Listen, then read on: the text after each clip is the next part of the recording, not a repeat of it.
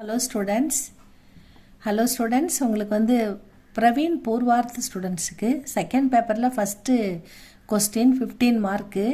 அதில் இம்பார்ட்டண்ட் வந்து வீர்காத்தா கால், அது கொஞ்சம் இம்பார்ட்டண்ட்டாக வர்றதால அதை பார்க்கலாம். வீர்காத்தா கால்க்கு விசேஷதா ஏன், அந்த வீர்காத்தா காலில் வீரக்காத போர்க்காலம், அந்த வீர காவியம் ஏற்றப்பட்ட காலத்தில் அதோட சிறப்புகள் விசேஷதா ஏன் அதை பற்றி சொல்லி பத்தாக்கர் உஸ் கால்கி பிரமுக ரச்சனை, அந்த காலத்தில் ஏற்றப்பட்ட முக்கிய படைப்புகளை பற்றி பரிச்சய தீஜியே, கொஞ்சம் அறிமுகப்படுத்துங்கள் அப்படின்னு சொல்கிறாங்க. இதுதான் கொஸ்டின். சன் 1050 से 1375 தக்கு, இந்த 50லேருந்து 375 வரைக்கும் உள்ள காலம் கே கால்கோ வீர்காத்தா கால் ககத்தேங்க. இதுதான் வீரகதை காலம், போர்களை விளக்கும் காலம், வீரகதை காலம் அப்படின்னு சொல்கிறாங்க. இதில் வந்து இசை ஆதி கால்பி ககத்தேங்க, இது வந்து ஆதி காலம், அதாவது முதல் காலம் அப்படின்னு சொல்கிறாங்க. ஆதி கால்னா ஆரம்ப காலம் அப்படின்னு எடுத்துக்கலாம் நம்ம.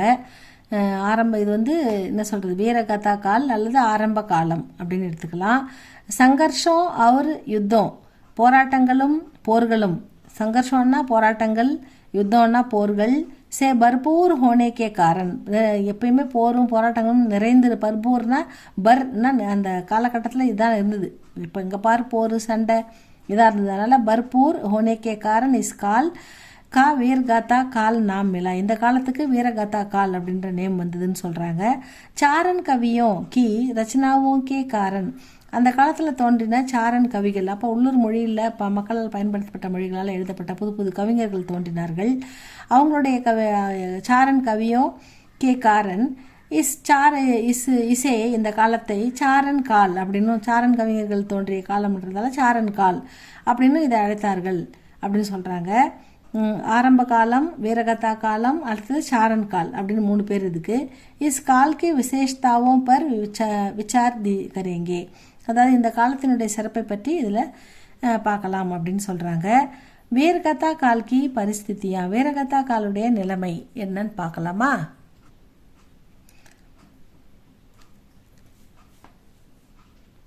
யுத்த காலத்தினுடைய நிலைமைகள். ராஜநீதிக் அரசியல் எப்படி இருந்ததுன்னு பார்க்குறாங்க. ராஜநீதிக்னா அரசியல்.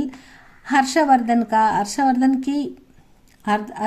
की मृत्यु के उपरांत उसका विशाल साम्राज्य विघटित हो गया, அதாவது ஹர்ஷவர்தனுடைய பரந்த பெரிய விஷால் ராஜ்யம், மிகப்பெரிய ராஜ்யம் அவருடைய இறப்புக்கு பிறகு, அவர் இறந்த பிறகு, மிருத்யுக்கே காரன் அவர் இறந்த பிறகு சிதிலமடைந்ததுன்னா வந்து என்ன சொல்கிறது, சிதறியது இங்கும் அங்கும். விக்தித்னா சிதறியது, சிதிலமடைந்தது, அழிய தொடங்கியது அப்படின்னு அர்த்தம். ஹோகையா இஸ் சமய், இந்த சமயத்தில் தான் வந்து ராஜ்பூத்தோம் கா அபியுதய் ஹோனே லகா, இப்போ தான் ராஜபுத்திரர்கள் தோன்றினார்கள், அவர்களுடைய சிறு சிறு ராஜ்யங்கள் தோன்ற ஆரம்பித்தன. ராஜ்பூத்தோம் கா அபியுதய் ஹோனே லகா और उनके छोटे छोटे राज्य स्थापित हो गए, அதாவது அவர்களுடைய சிறு சிறு ராஜ்யங்கள் தோன்றின, புது புது சிறிய ராஜ்யங்கள், ஒரு ராஜ்யத்தை அவங்க சுற்றி பிடிச்சி அதை ராஜ்யத்தை டெவலப் பண்ணிக்கிட்டே வராங்க, சிறு சிறு ராஜ்யங்களும் தோன்ற ஆரம்பிச்சன. ஏ லோக நிரந்தர் பரஸ்பர யுத்த யா சங்கர்ஷமே அப்படி சக்தி ஷீன் கர்த்தே ரஹே, இந்த மக்கள் வந்து எப்பயுமே நிரந்தரமாக போர் அல்லது போட்டி இதிலே அவங்க வந்து காலத்தையும் நேரத்தையும் சக்தியையும் செலவு பண்ணிக்கிட்டு இருக்காங்க அப்படின்னு சொல்கிறாங்க. கோரி அவர் கஜினி, அரசர்கள் கோரி அவர் கஜினி கே ஆகமனம், இவங்க வருகையால், கோரி மற்றும் கஜினி இவங்களுடைய வருகையால் ராஜபுத்திரர்கள் ஷித்தில் கர் தியா, கொஞ்சம் பலவீனம் அடைந்தார்கள். ஏன்னா அவங்க பலசாலியாக புதுசாக வரும்போது இந்த சின்ன சின்ன ராஜ்யங்கள் வந்து அதாவது ஷித்தில்னா கொஞ்சம் கொஞ்சமாக வீக்காக பலகீனம் அடைய தொடங்கினார்கள் ராஜபுத்திரர்கள் அப்படின்னு சொல்கிறாங்க. யுத்தம், இந்த யுகத்தை வந்து யுத்தோங்கா யுகத்தா, இது வந்து யுத்த யுகம் அப்படின்னு சொல்கிறாங்க, போர்க்கால யுகம் அப்படின்னு சொல்கிறாங்க. சாகித்ய சமாஜிகா பிரதிபிம்பு ஹோத்தாக, இலக்கியங்கள் சமுதாயத்தின் கண்ணாடி அப்படின்னு சொல்கிறாங்க. ஏன்னா அந்த இலக்கியத்தில் தான் வந்து அந்த காலகட்ட மக்களுடைய நிலைமை, அரசர்களின் வெற்றி, இது எல்லாமே இருக்கும். அது அந்த காலகட்ட நூல்களை எடுத்து நம்ம படித்தோன்னா அந்த காலத்தில் வாழ்ந்த மக்களை பற்றியும் அரசரை பற்றியும் நம்ம தெளிவாக தெரிஞ்சுக்கலாம். அதனால தான் சாகித்ய இலக்கியங்கள் சமாஜிகா சமுதாயத்தின் பிரதிபிம்பம், எதிரொலிப்பு அல்லது கண்ணாடி அப்படின்னு சொல்கிறாங்க ஹோத்தாக. इसलिए தற்காலின் சாகித்ய பர் வீரத்தாக்கி சாப்பு படி இருந்தாலும் அந்த காலத்தில் வந்து வீரத்தின் நிழல் படிந்திருந்தது எல்லாத்துலேயுமே. தற்காலின் சாகித்ய அதில் கூட தற்பொழுது சிறு சிறு காவியங்கள் தோன்றியிருந்தாலும் அதுலேயும் வந்து வீரத்தின் நிழல் படிந்திருந்தது அப்படின்னு சொல்கிறாங்க. உஸ் கால் கே சாகித்ய நிர்மான்தா चारण लोग थे.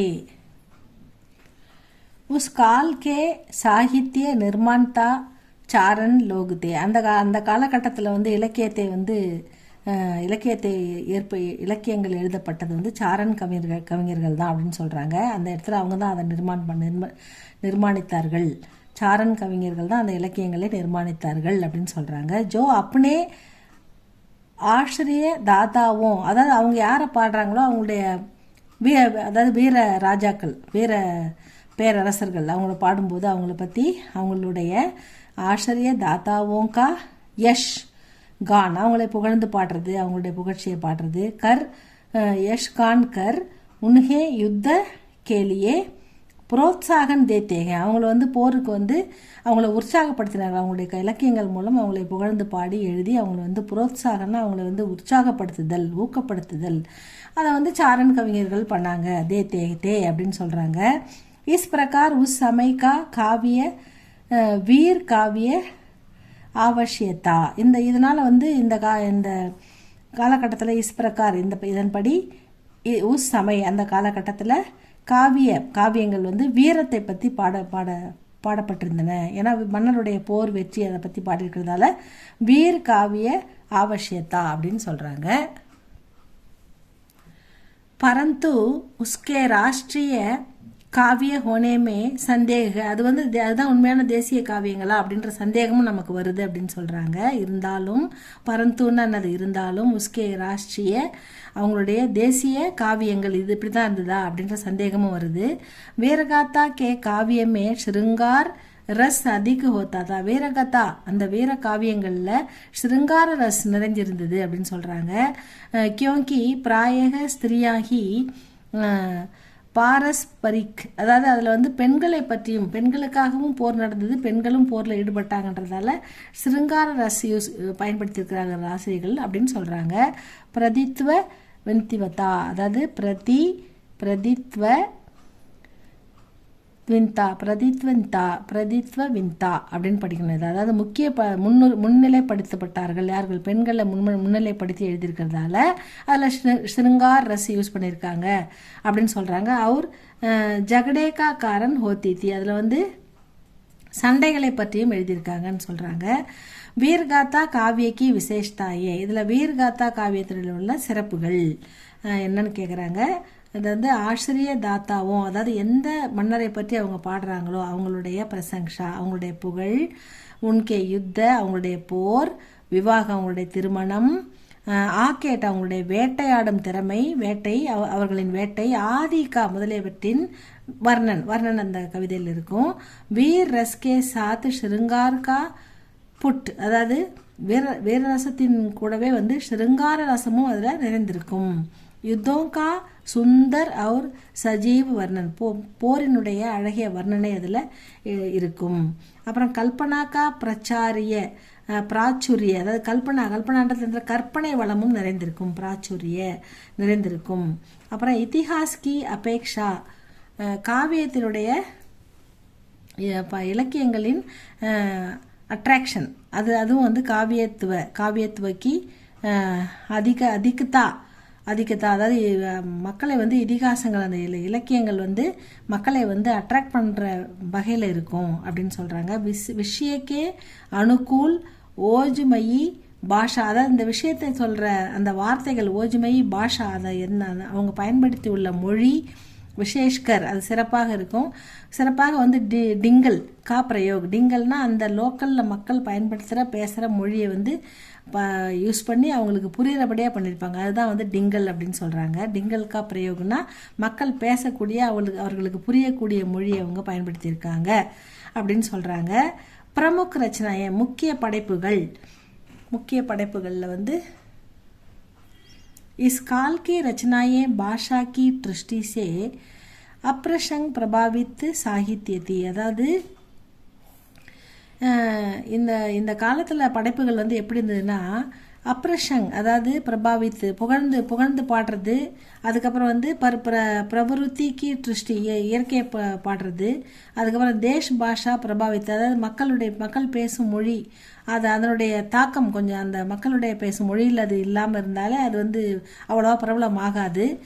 அதனால் கொஞ்சம் தயக்கம், அதை பிரபலம் கம்மியாகிறது. லௌகிக் ரச்சனா ஏந்தி, அதனால் வந்து மக்களுக்கு பிடிச்ச மாதிரி மக்கள் ஈஸியாக படிக்கிற மாதிரி வந்து எழுத ஆரம்பித்தாங்க. குச் பிரமுக் ரச்சனாவோங்கா விவேச்சன் கரேங்கே, அப்படி மக்களுக்கு பிடிச்ச மாதிரி மக்கள் ரசித்த மக்களால் பாராட்டப்பட்ட மக்களால் ஏற்றுக்கொள்ளப்பட்ட பிரமுக ரச்சனாயை பற்றி சில கவிஞர்கள் எழுதியிருக்காங்க. அவங்கள பற்றி கொஞ்சம் பார்க்கலான்னு சொல்கிறாங்க. அதில் வந்து குமான் ராசோ, இவரை பற்றி பார்க்கலாமா? ராசோ மே யகு பிராச்சீன்தம் கிரந்த்ஹ, அதாவது ராசோ கவிதைகளில் இது ரொம்ப பழமையானது. பிராச்சீன்னா பழமையானது, பழமையான ஒரு நூல். கிரந்த்னா நூல், ஒரு பழமையான நூல். ராசோமே இந்த ராசோ கவிதைகளில் இது மிகவும் பழமையான நூல் அப்படின்னு சொல்கிறாங்க. கிரந்த்னா நூல். யகு தல்பதி விஜய் நாமக் கவி கா கிரந்த்ஹ, அதாவது இது வந்து தளபதி விஜய் நாமக்கு, நம்ம தளபதி விஜய் நினச்சிக்க போகிறீங்க, இது வந்து அப்பயே தளபதி விஜய்னு ஒருத்தர் இருந்திருக்காரு. தளபதி விஜய் நாமக்கு கவிகா கிரந்த்ஹ, அவருடைய நூல் அப்படின்னு சொல்கிறாங்க. தளபதி விஜய் ஏக்கு சாரன் தே, அப்போ வந்து அவர் ஒரு சாரன் கவிஞராக இருந்திருக்கிறாரு. சாரன் கவிஞர்கள்னால் புதுசாக அந்த காலகட்டத்தில் தோன்றக்கூடிய கவிஞர்கள், இந்த போர்க்கால காலகட்டத்தில்.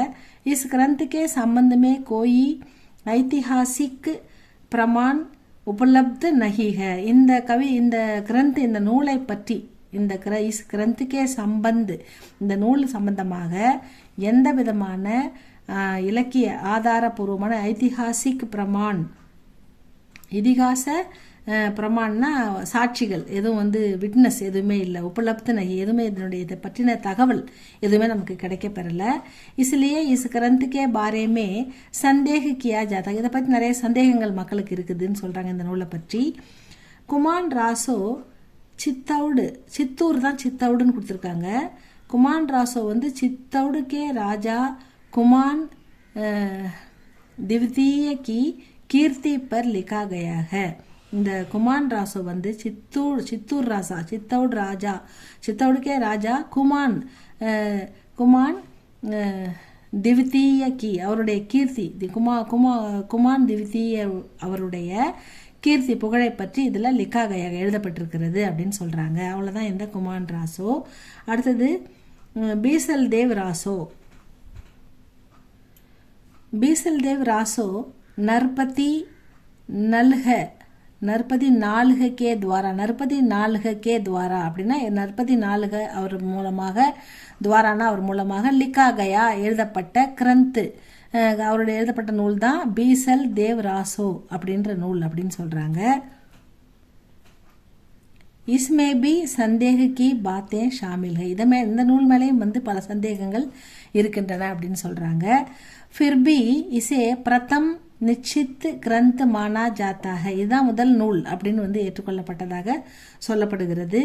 யகு படா காவிய கிரந்த் நகி, இது மிகப்பெரிய காவியம் இல்லை. அஜ்மேர் கே சௌஹான் வம்ஷ் மே ஏக் ராஜா, அதாவது அஜ்மேருடைய வம்சத்தில், சௌஹான் வம்சத்தில் வந்த ராஜாக்களில் ஒரு ராஜா, ஏக் ராஜா கா உப்பநாம் பீசல் தேவ், அவருடைய பேர் தான் வந்து உபநாம்னா அவருடைய துணை பேர் தான் வந்து பீசல் தேவ் அப்படின்னு சொல்கிறாங்க. உஸ்கே ஜீவன் கா விவரன் பீசல் தேவ் ராசோமே தியா கயாக. உஸ்கே ஜீவன், அதாவது இந்த அவருடைய ஜீவன், அவருடைய வாழ்க்கையை பற்றின, ஜீவன்னா இந்த இடத்துல வாழ்க்கை, பீசல் தேவுடைய வாழ்க்கை வரலாறு, அவருடைய விவரன், அந்த விவரங்கள் பீசல் தேவ் ராசோமே தியா கயாக, இந்த ஒரு படைப்பில் பீசல் தேவ் ராசோ அப்படின்ற இந்த நூலில், இந்த படைப்பில் கொடுக்கப்பட்டிருக்கிறது அப்படின்னு சொல்லிட்டாங்க. அடுத்தது பிருத்விராஜ் ராசோ. யஹ் பகுத் கிரந்த்ஹ, அதாவது பிருஹத், இது மிகப்பெரிய நூல். பிருஹத்னா பெரிய, மிகப்பெரிய காவியம். யஹ் பிருஹத் கிரந்த்ஹ, இது மிகப்பெரிய நூல். யஹ் இந்தி கா பஹலா மகாகாவிய மானா ஜாத்தக, இந்தியினுடைய பஹலான்னா மகாகாவியமாக இது கருதப்படுகிறது. இந்தியின் முதல் மகாகாவியமாக இது கருதப்படுகிறது. यह हिंदी का पहला महाकाव्य माना जाता है. इस प्रसिद्ध ग्रंथ पृथ्वीराज रासो के रचयिता श्री चंद बरदाई हो वीर गाथा काल के प्रतिनिधि कवि माने जाते हैं. इस प्रसिद्ध ग्रंथ இந்த புகழ்பெற்ற நூல் பிருத்திவிராஜ் ராசோகே ரச்சயிதா ஸ்ரீ, அதாவது இந்த பிருத்திவிராஜ் ராசோன்ற இந்த புகழ்பெற்ற நூல் யார் இதை வந்து உரை எழுதினாங்கன்னா இதுக்கு சந்தர் பர்தாயி என்ற ஆத்தர் வந்து இதுக்கு வீரகாத்தா கால்கே பிரதிநிதித்துவ கவி, ஒரு வீரகாத்தா காலுடைய முக்கிய கவியாக கருதப்படுகிறார். माने जाते हैं. इसमें दिल्ली के पृथ्वीराज चौहान की वीर कहानी है. இதில் வந்து दिल्लीல इसमें दिल्ली के दिल्लीயுடைய பிருத்திவிராஜ்னு சொல்கிற பிருத்திவிராஜ் சௌஹானுடைய வீர கஹானிக, அவருடைய வீர கதை இதில் இருக்குதுன்னு சொல்கிறாங்க. சந்திரபர்தாயி चंद बरदाई पृथ्वीराज के मित्र और मंत्री है. சந்தபர்தாய் என்றவர் வந்து என்னன்னா பிருத்திவிராஜாவுடைய மந்திரியா இருந்திருக்காரு, நல்ல நண்பராகவும், மித்திரன்னா நண்பர், மந்திரினா அவருடைய மந்திரியாகவும் நல்ல சிறந்த நண்பராகவும் இருந்திருக்காரு. कहा जाता है कि पृथ्वीराज और चंदबरदाई का जन्म एक ही तिथि को हुआ और मृत्यु भी एक ही तिथि को हुई. அதாவது இதில் என்ன சொல்கிறாங்கன்னா, இதில் ஒரு விஷயம் சொல்லுவாங்க. கஹாஜாத்தாக என்ன சொல்வார்கள்னா, பிருத்திவிராஜ் அவர் சந்தபர்தாயி இவங்க ரெண்டு பேரும் நல்ல நண்பர்கள், அவருடைய மந்திரின்னு பார்த்தோம். ஆனால் இவங்க ரெண்டு பேருடைய பர்த் வந்து ஒரே திதியில் ஒரே நாளில் பிறந்திருக்காங்க. அதுக்கப்புறம் அந்த மிருத்யு அவங்க இறந்ததும் வந்து ஒரே நாளில் இறந்துருக்காங்க அப்படின்னு சொல்கிறாங்க. மிருத்யு பி ஏக் திதிக்கோ ஹுயி, ஒரே நாளில் இறந்துருக்காங்க, ஒரே நாளில் பிறந்திருக்காங்க. இது ஒரு சிறப்பான விஷயமாக குறிப்பிட்டு சொல்கிறாங்க. ஐசா கஹா ஜாத்தா ஹை கி பிருத்திவிராஜ் நே சந்த் கே இஷாரே பர், அதாவது சந்து அதாவது இந்த ராசோ ஐசா கஹா ஜாத்தாக பிருத்திவிராஜ் ராசோ வந்து சந்தபர்தாயுடைய இஷாரே அவருடைய வேண்டுதலுக்கு விருப்பத்தின்படி தான் வந்து, அதாவது பிருத்திவிராஜ் வந்து சந்துடைய ஆணைப்படி தான் வந்து இந்த ஷாஹாபுத்தீன் को शब्द बेती बाण से मारा और स्वयं चंद के हाथ से मारे गए तथा उसी समय चंद ने अपना भी प्राणांत कर लिया.